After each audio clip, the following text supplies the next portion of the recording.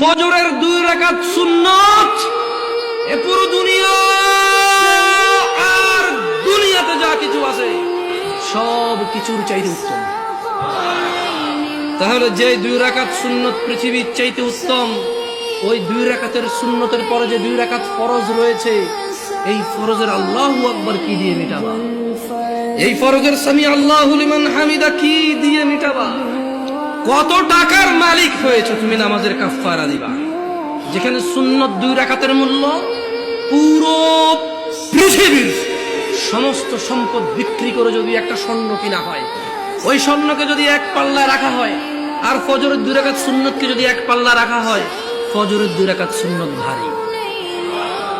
ওই সুন্নত এত ভারী হলে ওই ফজরের নামাজের ফরজ যেটা তুমি ঘুমের মধ্যে কাটিয়ে দাও, ওই 2 রাকাত ফরজের আল্লাহু আকবার, সামি আল্লাহু লিমান হামিদা, আত-তাহিয়াতু সুবহান রাব্বিয়াল আযীম, সুবহান রাব্বিয়াল আলা কি দিয়ে কিনবা তুমি?